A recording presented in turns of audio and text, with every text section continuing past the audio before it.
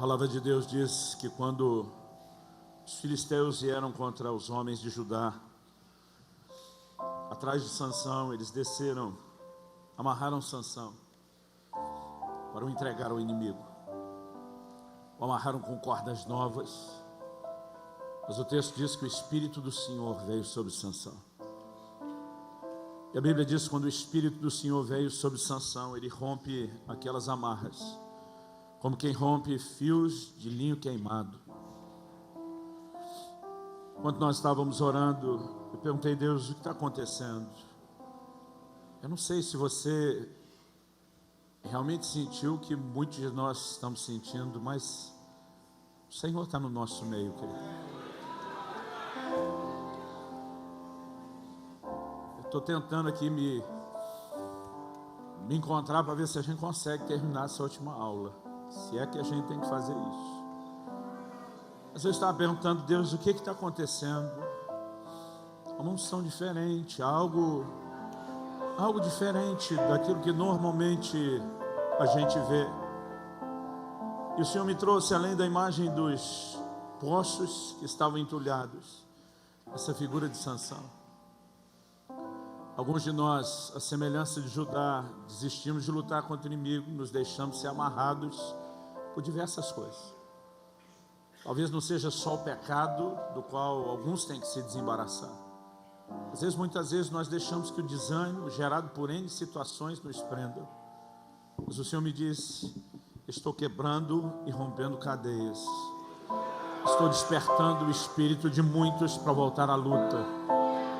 Estou trazendo capacitação sobrenatural para vencer, para destruir o inimigo de uma forma como não se experimentou antes. O que Sansão experimentou a partir daquele dia era algo inédito. E Deus está fazendo algo. Eu quero que você creia nisso. Em nome de Jesus. Em nome de Jesus. Eu gostaria que a gente ficasse em pé um pouco. Especialmente você que entrou aqui com algum nível de desânimo ou abatimento em relação ao ministério, ao serviço. Eu quero que você creia que você está num ambiente de intervenção de Deus. Você não vai sair daqui apenas motivado. A motivação ela é importante, mas quando ela é algo apenas humano, apenas emocional, ela não dura. A gente tem que ficar dando corda em alguns, feito aqueles brinquedinhos, que daqui a pouco tem que dar corda de novo, senão não anda. Mas o que você vai perceber no seu espírito é uma nova força, uma nova disposição. É algo sobrenatural, é uma intervenção de Deus, é uma manifestação do poder de Deus. E eu gostaria que você orasse um pouco mais, dizendo, Senhor, eu recebo as suas forças novas. Eu recebo o toque do teu Espírito Santo. Eu rompo com tudo aquilo que tem me prendido ao desânimo, com tudo aquilo que tem me amarrado, me impedido de ser frutífero até hoje. Eu recebo a tua provisão.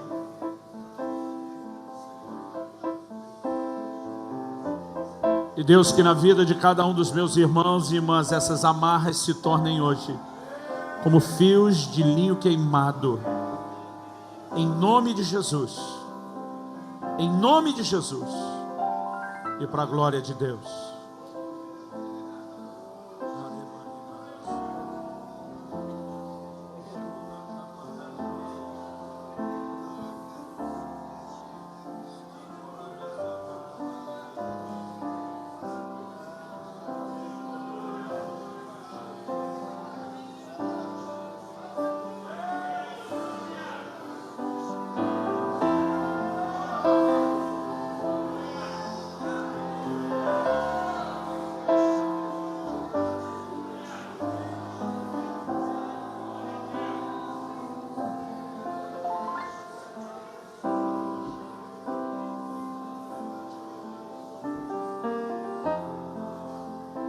Nós cremos, Senhor. E em fé nós nos antecipamos em Te dar graças. Em nome de Jesus. Aleluia. Fala para o seu vizinho, você não tem ideia do quanto Deus vai te usar ainda. Glória a Deus. Pode se sentar. Nós vamos falar rapidinho dos dons vocais, que são o dom de profecia, o dom de variedade de línguas e o dom de interpretação de línguas. Repete comigo: profecia, variedade de línguas e interpretação de línguas. A definição de profecia que nós colocamos aí é uma fala sobrenatural em língua conhecida. Sobrenatural porque é inspirada. Uma das definições da Bíblia de profetizar é falar por outro. Em 1 Coríntios 12, 3, o apóstolo Paulo diz: ninguém que fala pelo Espírito de Deus.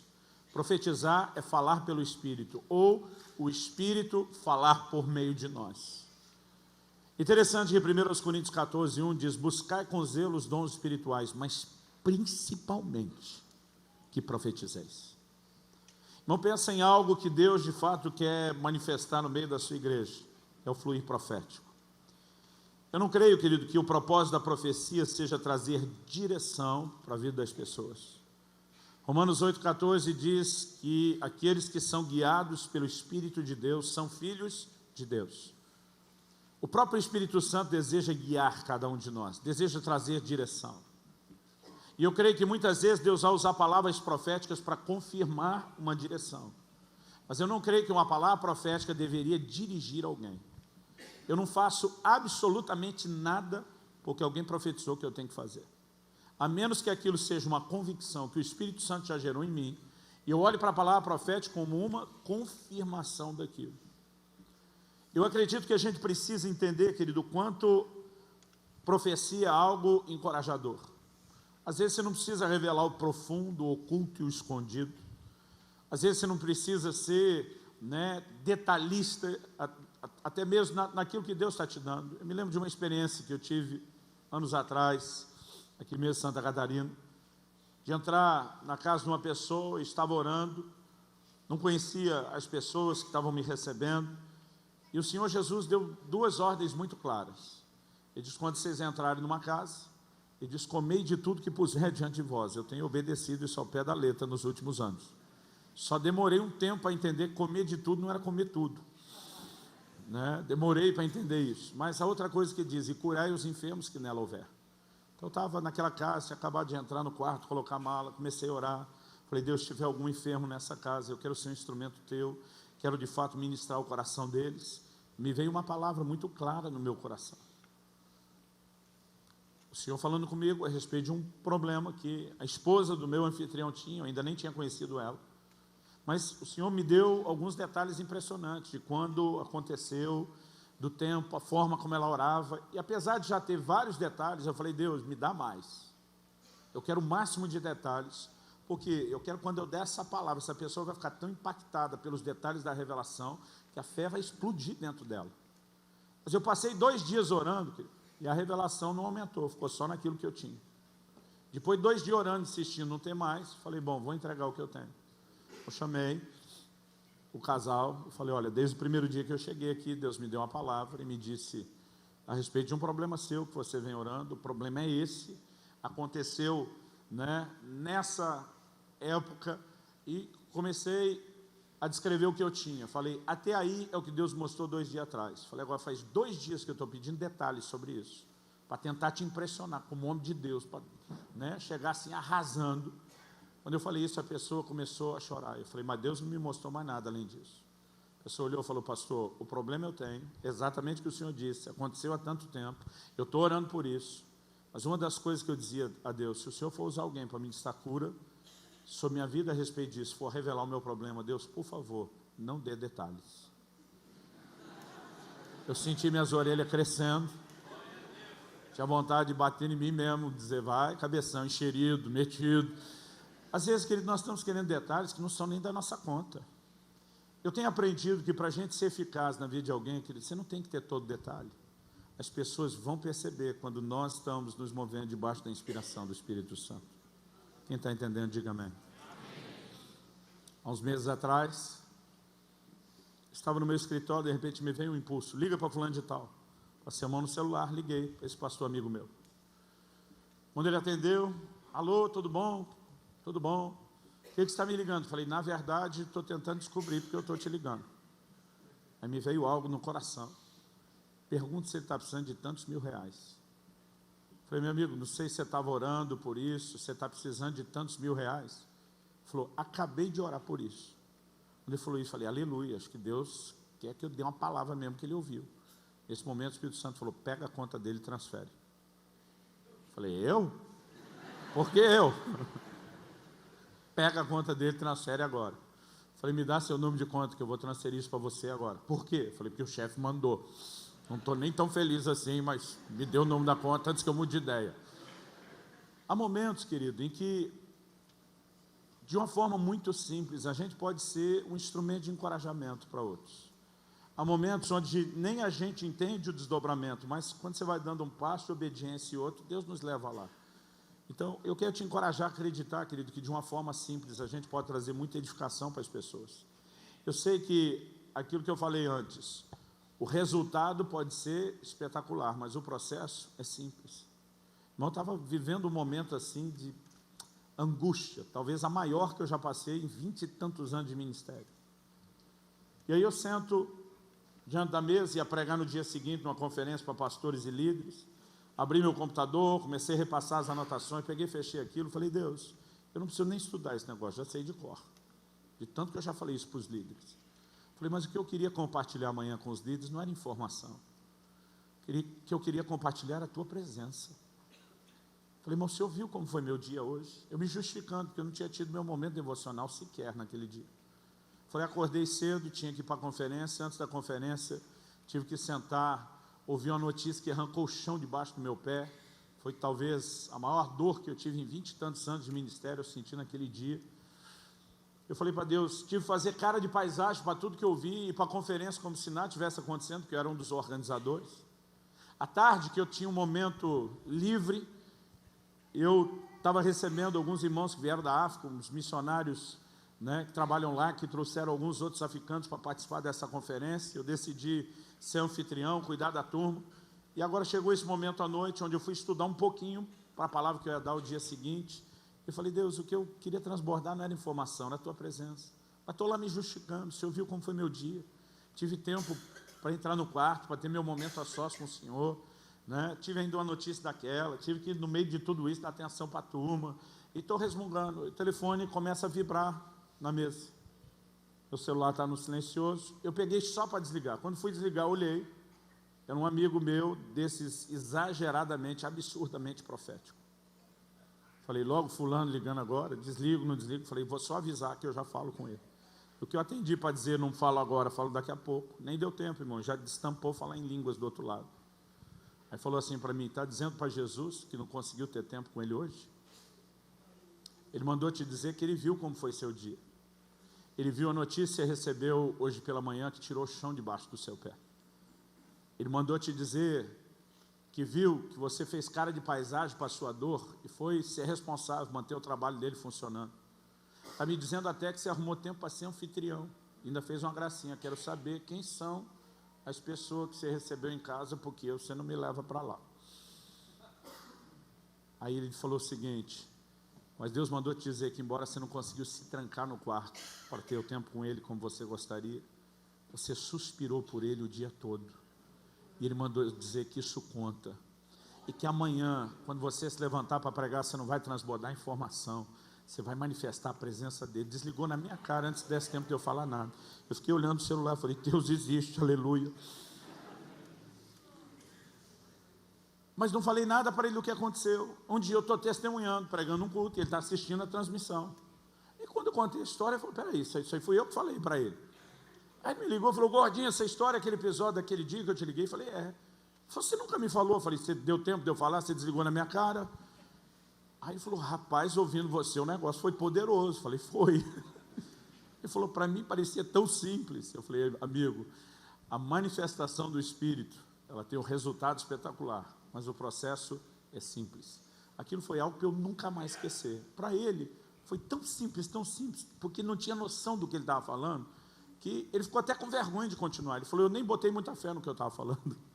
Então nós precisamos entender essa diferença. A gente não precisa ter nada muito espetacular, a gente tem que crer Se Deus quer que isso seja espetacular para a pessoa, Ele que faça isso. A gente não precisa fabricar isso, em nome de Jesus, amém? É o mais importante dos dons vocais. Você pode até arriscar os vocais, irmão. O mais importante dos dons, porque a Bíblia diz que aquele que eu e você mais temos que buscar. Nós já falamos no início, quando falei de manhã da palavra de sabedoria, não é necessariamente preditiva. Queria destacar que eu creio que existem diferentes níveis do profético. Um eu chamo de fala inspirada. E acontecerá que nos últimos dias derramarei do meu espírito sobre toda a carne. Vossos filhos e vossas filhas profetizarão. Vossos servos e servas profetizarão. Uma das consequências de ser cheio do Espírito é falar debaixo da inspiração do Espírito. E eu acredito que é um nível profético que é para todo mundo. Quando Paulo diz, todos podereis profetizar, eu particularmente creio que ele está falando desse nível, dessa dimensão. Mas há uma manifestação que não é necessariamente para todo crente. Ele diz, a um é dada pelo Espírito a palavra da sabedoria, a outro é dado pelo Espírito a palavra do conhecimento, a outro fé, diz a outro profecia. O dom de profecia, irmão, não é algo que todo crente vai experimentar, como ele pode provar uma fala inspirada. Assim como falamos antes, é possível ter fé sem ter o dom da fé. É possível experimentar cura sem fluir nos dons de cura. Eu quero te dizer, é possível profetizar sem o dom de profecia, que é uma manifestação mais específica. Assim como todo crente pode falar em línguas, eu vou explicar isso daqui a pouco, mas nem todo crente tem o dom de variedade de línguas seguida de interpretação.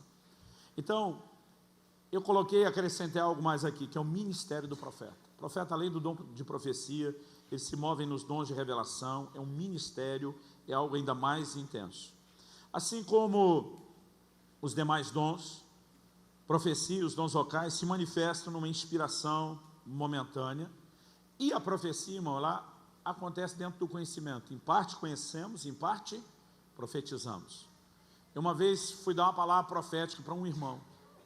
Eu olhei para ele, percebi que Deus queria me usar na vida dele, impus a mão para orar sobre ele. A hora que eu impus a mão, eu tive uma visão. Eu vi esse cara, na verdade não vi ele, eu vi um garoto, que assim, pela aparência eu chutaria entre 18 a 20 anos de idade. Eu vi o segundo nível de escada de um sobrado, né? Normalmente tem metade que vai, metade que vem. Eu vi um rapaz subindo o segundo nível, o fim da escada, mas subindo bravo, batendo pé, sabe, com quem está contrariado. E ele entra por uma porta que não era exatamente na frente da escada, era um pouquinho do lado. Eu percebi pela bagunça que devia ser o quarto do menino, né? E ele entra por aquilo e bate a porta. Foi a visão clara que eu tive. Então eu falei para aquele irmão, Deus acabou de me mostrar um problema que você tem dentro de casa. E o Espírito Santo me disse que a sua oração agora há pouco foi, Deus, eu não quero ouvir uma palavra profética sobre dom, sobre ministério, sobre nada. Você acabou de falar no seu coração, se o Senhor não mexer no problema que eu tenho para lidar e resolver dentro de casa, não adianta falar de mais nada. E Deus não só me falou, mas Ele me mostrou esse problema. Esse seu problema é um garoto. Eu não sei exatamente se ele tem 18, 20 anos de idade, mas eu diria que é por aí. Falei para ele, ele não é seu filho, no sentido de que você o gerou, também não o adotou de papel passado, mas ele vive dentro da sua casa, é como se fosse seu filho. Eu não sei explicar o que é isso, mas você sabe o que eu estou falando, porque o menino mora lá. O que me fugiu na hora, que foi a palavra enteado. Eu não achava esse atalho de jeito nenhum. Então eu falei, não é um filho que você gerou, não adotou do papel passado, mas está lá como se fosse seu filho e vive lá. E depois esse camarada, irmão, primeiro começou a chorar que nem criança. Depois ele falou, pastor, minha casa é um sobrado. Nossa última cena de briga foi assim. Ele subiu batendo o pé bravo. O quarto dele é exatamente, não bem na frente da escada, um pouquinho do lado, está meio fora de centro, né? E a última cena da nossa briga, que está fresca na minha memória, que ainda lembro dele virando as costas para mim, foi essa. E ele falou, e de fato ele é meu enteado. Irmão, foi Deus que esqueceu a palavra enteado na hora de profetizar? Não, quem esqueceu fui eu. E porque não lembrei, eu dei uma volta para explicar. Porque em parte conhecemos, em parte profetizamos. Então Deus me inspira a externar aquilo dentro do meu conhecimento. Uma vez fui orar com uma outra moça e tive uma visão. De alguém falou, pastor, o senhor disse, quase não tem visão, contou um monte, mas estou contando 20 e tantos anos, 28 anos de vida no Espírito. A maior parte dela já contei aqui. Eu pus a mão para orar sobre ela. Eu vi essa moça numa esteira dessas de academia, andando naquela esteira. Eu fiquei sem entender o que eu vi. O Espírito Santo falava comigo, fala para ela, Dizer, não, mas eu quero entender. Só fala que ela vai entender. Não, eu quero entender para ver se eu tenho coragem de falar ou não. Porque eu pensei, não deve ser literal. Que autoridade teria eu com esse corpinho de mandar a irmã para a academia? Falei, não deve ser literal. O Senhor disse, é uma oração que ela faz. Ela vem me dizendo ultimamente que ministerialmente ela se sente como alguém que está numa esteira de academia. Que anda e não chega a lugar nenhum. Essa é a frase que ela ora. O Senhor me disse, se você falar da esteira, ela já vai entender. Falei, não, agora eu falo tudo. Falei, Deus mostrou você numa esteira, me disse que essa é uma oração que você tem falado, que você tem feito. Irmão, pensa na pessoa que destampou a chorar. Agora, eu brinco, depois que eu tive essa visão da esteira, eu brinco que eu me orgulho de ter tido uma visão que nem o apóstolo Pedro, nem o apóstolo João, nem o apóstolo Paulo nunca tiveram. Pastor, como é que o senhor sabe que eles não tiveram? Não tinha esteira de academia na época deles. Então, em parte conhecemos, em parte profetizamos. Apesar de Deus usar, querido, aquilo que eu conheço, uma vez vi um pastor profetizando para outro, parecia, irmão, uma aula de biologia. Eu nunca tinha visto alguém explicar tanta coisa do rim na minha vida como naquela profecia, nem numa aula da escola eu me lembro. Ele começou a profetizar para o outro e falou, olha, Deus me mostra que você é alguém semelhante ao rim, sua função. Aquele outro cara que eu conhecia, esse que estava profetizando, não sei se conhecia, ele era um pastor de pastores, ele só pegava caso, nego assim que estava para abandonar o ministério, ele só lidava com essa turma. Ele diz, a semelhança do rim, que é responsável por filtrar o líquido do corpo, mas que ele, se também não for limpo o tempo todo com mais líquido, ele se sobrecarrega com os cálculos renais. Ele diz, assim é a função de você estar.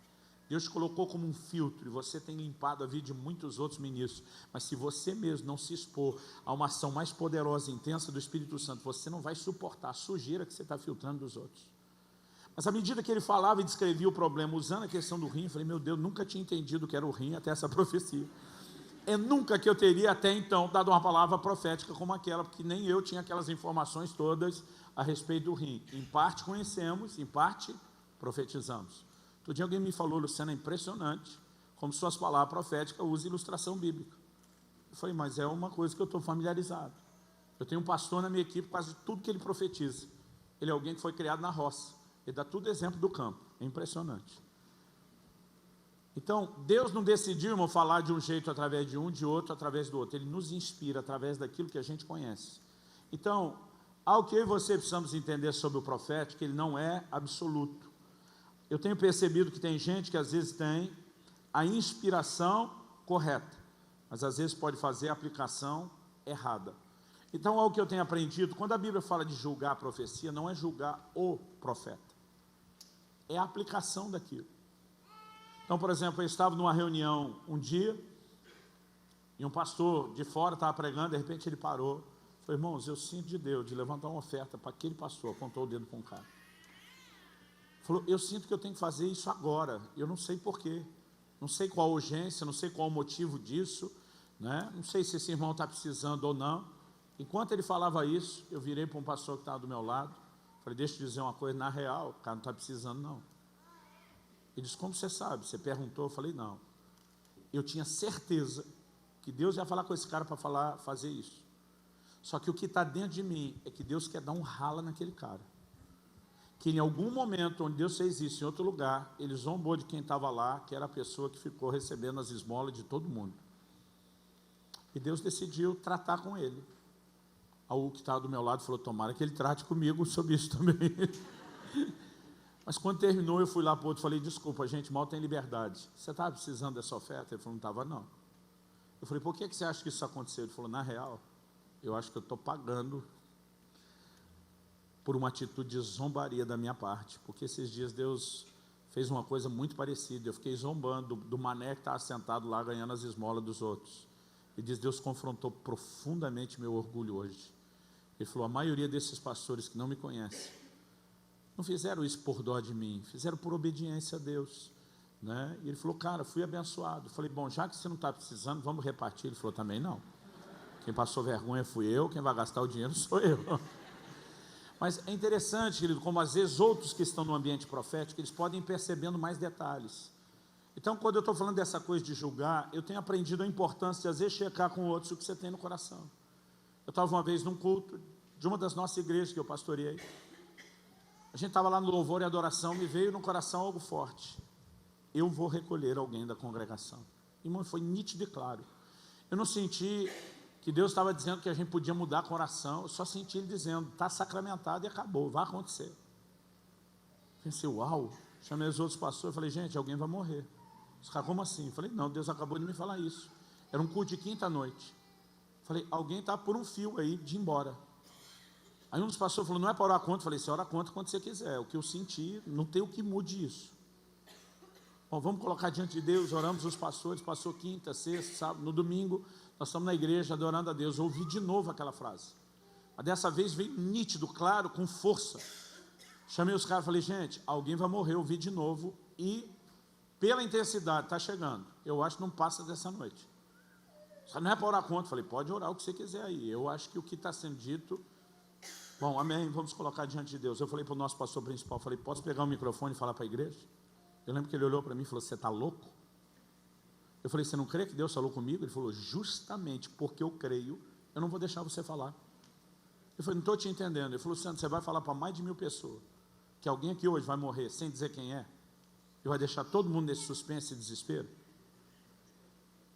Eu falei, por outro lado, pode ser um avivamento, vai ser um tal de nego perdoar a sogra, dar dízimo atrasado, até saber quem é quem, vai ser um avivamento. Eu lembro que ele falou para mim, eu não quero um avivamento a esse preço. Eu falei, mas falar depois não adianta, você é que nem o torcedor lá do fim do jogo, levanta a plaquinha, eu já sabia, se o time ganhou, mas se perdeu, sai com ela enroladinha, quieto. Eu falei, falar depois, não, ninguém acredita. Ele falou, você tem testemunhas, todo o presbitério nosso aqui é testemunha da palavra que você deu pelas 2 vezes. Ou naquela madrugada, depois do culto, um jovem da igreja, 35 anos de idade, ainda bem que era solteiro, né? Não deixou filhos, mulher para trás, mas saiu para um trabalho que ele fazia com caminhão, teve um acidente, morreu. Não tenho tempo de entrar no desdobramento todo, mas nós percebemos a importância de Deus ter falado aquilo. Interessante que ninguém precisou ameaçar o menino, ele estava bem com a família, deu dízimo naquela noite, né? Antes de partir para aquela viagem sem volta, literalmente.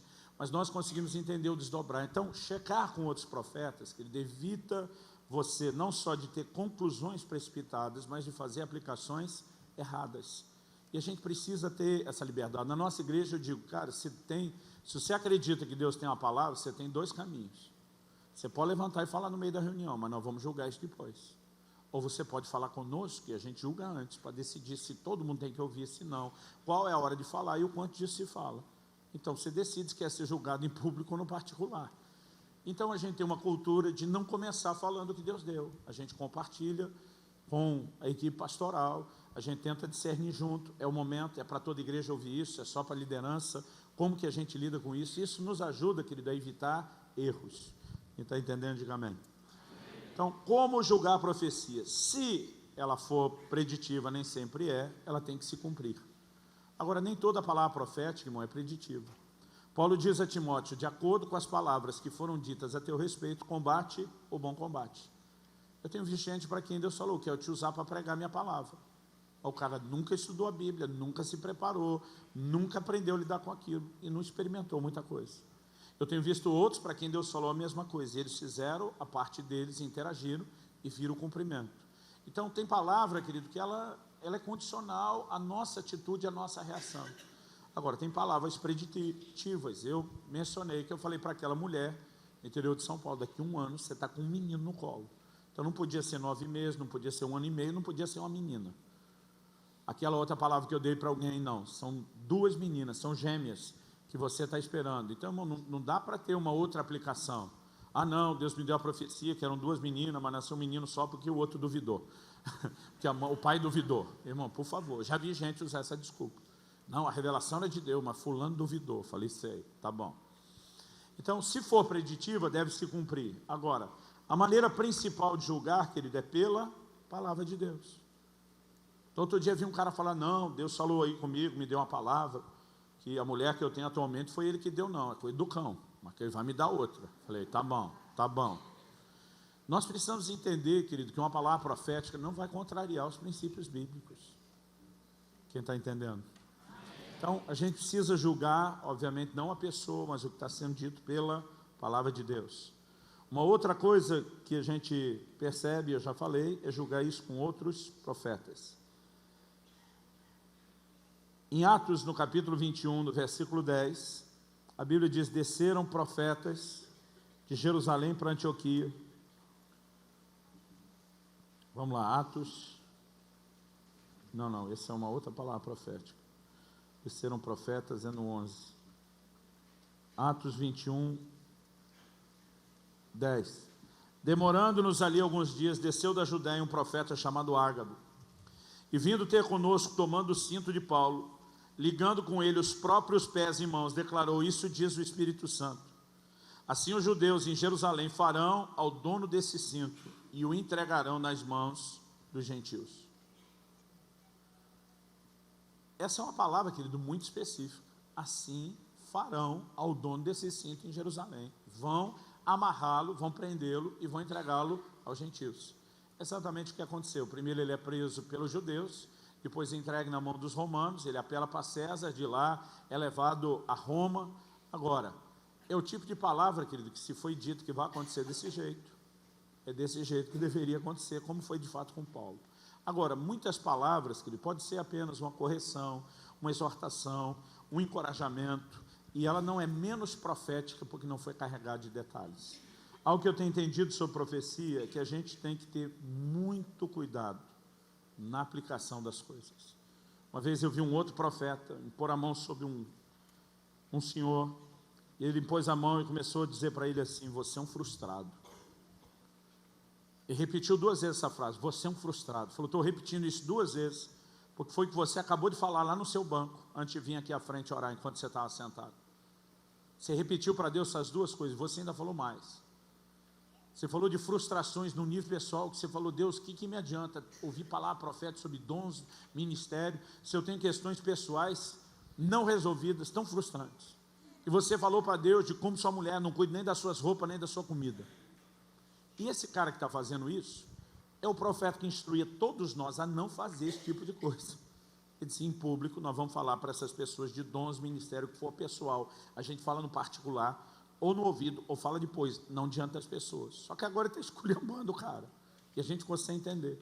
Ele é um bicho tão ousado, um camarada tão usado e ousado, que ele parou ainda e diz assim: você confirma o que eu estou dizendo?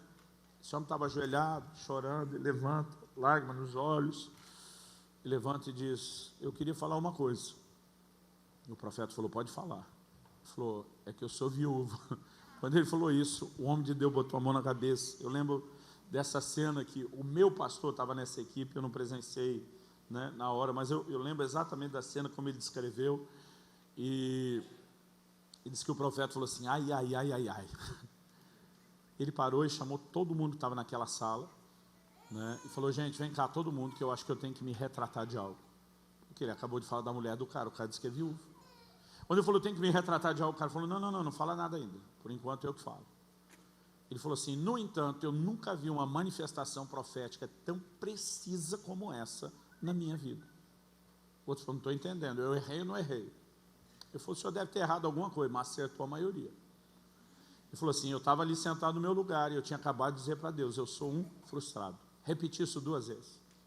Falei para Deus: não adianta eu ir lá na frente receber palavra profética sobre dons e ministérios, quando eu tenho questões pessoais não resolvidas. E falei dessas 2 áreas que o senhor mencionou, da roupa e comida. Mas ele disse: quando eu falei a Deus, eu me referi à falta da minha mulher, do como eu fui um cara tão dependente dela, que agora eu não sabia fazer nem o básico sobrevivendo sem ela. Mas do jeito que o senhor falou, parece que ela está viva e sendo negligente. Então, eu só pedi para falar, para que consertar as coisas e preservar a memória da minha senhora. Agora, por que o profeta falou dela como tivesse vivo? Porque ele olhou na mão esquerda e viu uma aliança que estava ali por respeito. Então ele deduziu que a mulher ainda estava por lá. Apesar da primeira impressão ser de que não era, ele fez uma aplicação acreditando que ela estava.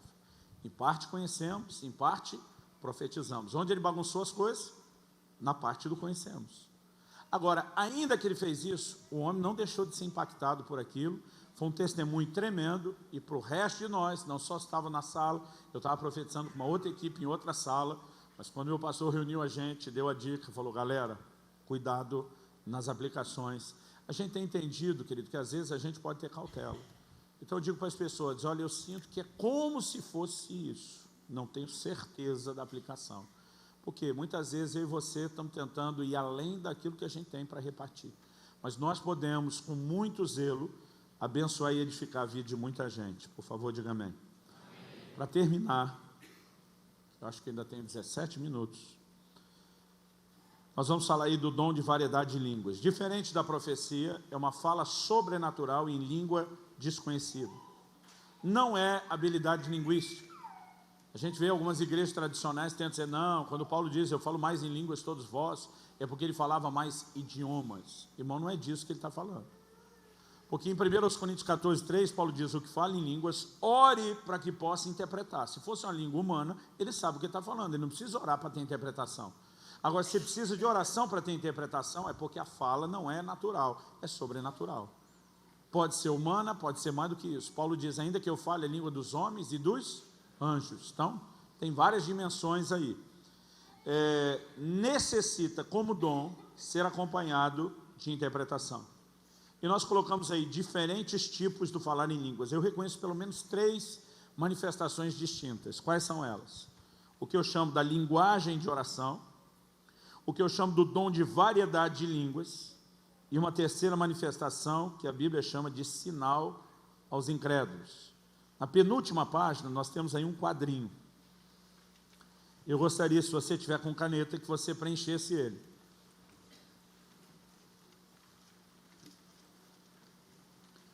Antes de preencher a parte de dentro do quadrinho, eu vou pedir para você fazer algo. No lado de cima, no lado de fora, de onde está escrito linguagem de oração, para cima do quadrado, fora dele já acima, escreva só línguas, onde está linguagem de oração.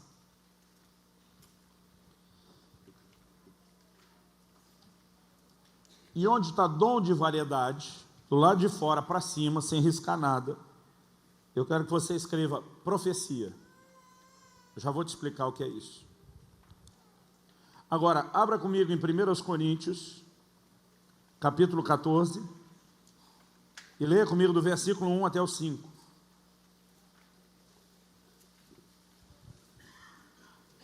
Paulo diz assim, segui o amor e procurai com zelo os dons espirituais, mas principalmente que profetizeis. Pois quem fala em outra língua não fala a homens, senão a Deus, visto que ninguém o entende, e em espírito fala mistérios. Mas o que profetiza fala aos homens, edificando, exortando e consolando.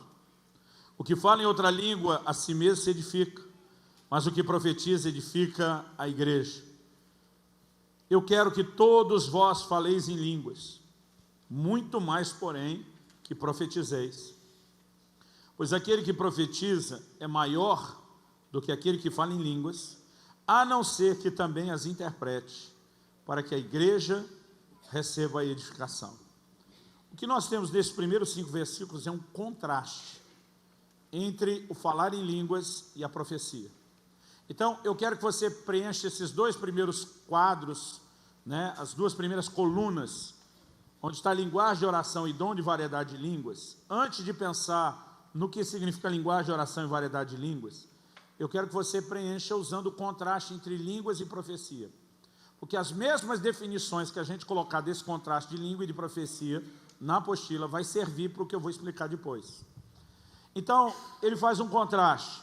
Ele diz, quem fala em língua não fala a homem, senão a Deus. Então, uma das características de quem fala em línguas é que o homem fala a Deus. É por isso que a gente também chama de uma linguagem de oração.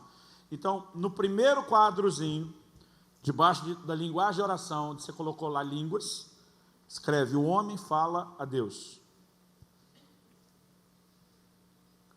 É uma das características do falar em línguas e do que nós chamamos da linguagem de oração. O homem fala a Deus. Aí ele disse assim, visto que ninguém o entende, em espírito fala mistérios. Então, no segundo quadro, da segunda linha, ainda debaixo da coluna do linguagem de oração, eu quero que você escreva, ninguém entende. Então, ainda na coluna linguagem de oração, o primeiro é o homem fala a Deus, o segundo é ninguém entende. Aí no versículo 4 ele diz, o que fala em línguas a si mesmo se edifica. Então, eu quero que você escreva aí, edificação pessoal. Essas são as características do falar em línguas ou da linguagem de oração. O homem fala a Deus, ninguém entende, e a edificação é pessoal. Esse quadro também está no livro que você ganhou, mas é interessante. Pois é, eu podia ter passado esse arquivo também, eu me esqueci disso. Mas se quiser dar um close aqui na apostila e jogar lá, a gente repete. Então, na coluna linguagem de oração, nós temos 3 quadrinhos. No primeiro, o homem fala a Deus. No segundo, ninguém entende. O terceiro, edificação pessoal. Essas são as características de quem fala em línguas. Agora, no quadro do meio, que está dom de variedade, que você escreveu em cima, profecia, eu quero que você preencha quais são as características da profecia. Então, no versículo 3, ele diz: o que profetiza fala aos homens, não fala a Deus. Então, eu quero que você coloque aí o que é profecia. Deus fala ao homem. Línguas é o homem que fala a Deus, mas profecia é Deus que fala ao homem. Aí na segunda linha da coluna do meio aí, eu quero que você escreva ali: todos entendem. Porque ele diz que edifica toda a igreja, porque está falando uma língua conhecida. Então, se ninguém entende, no segundo quadro, você pode escrever ali: todos entendem. E se na primeira coluna a gente terminou o terceiro quadro com edificação pessoal, na segunda coluna eu quero que você escreva edificação coletiva, porque é de toda a igreja. Por que nós estamos colocando essas 3 características que são completamente opostas? Para você perceber que ele está fazendo um contraste entre línguas e profecias. O que fala em línguas, o homem fala a Deus. O que profetiza, Deus fala ao homem. O que fala em línguas, ninguém entende. O que profetiza, todo mundo entende. O que fala em línguas edifica só ele mesmo, edificação pessoal. O que profetiza edifica toda a igreja, edificação coletiva. Para mostrar que língua e profecia, irmão, são completamente diferentes. Você concorda? São completamente diferentes. Mas olha agora o versículo 5. Ele diz: o que profetiza é maior do que o que fala em línguas, a não ser que também as interprete. Isso significa que se língua estiver em interpretação, em vez de ser diferente ou menor que profecia, ele virou igual à profecia. Então é como se você falasse que profecia é equivalente a uma nota de 100, língua com interpretação 2 de 50. Elas têm o mesmo peso. Agora, língua com interpretação, irmão, tem o mesmo peso, não só porque agora todo mundo entende, não só porque agora a edificação é coletiva, mas porque, diferente de ser o homem falando com Deus, os dons são Deus falando com o homem. Isso significa o quê? Que línguas sem interpretação e línguas com interpretação são 2 coisas completamente diferentes. Assim como língua e profecia são distintas, línguas sem interpretação e línguas com interpretação são completamente distintas. Então nós temos aí, a linguagem de oração é aquela experiência que o crente tem quando é cheio do Espírito Santo. Jesus disse: esses sinais seguirão os que creem, falarão novas línguas. O apóstolo Paulo diz: eu quero que todos faleis em línguas, muito mais que profetizeis. Esse nível da oração é para todo crente. Agora, o dom de variedade de línguas não é para todo crente. Em 1 Coríntios 12, 28, Paulo pergunta: falam todos em línguas? Depois ele pergunta no verso 30, interpretam-nas todas? Então, essa manifestação de língua seguida de interpretação não é para todo mundo e não é igual à primeira. Por que é importante fazer essa distinção? Porque a igreja aqui de forma uma bagunça.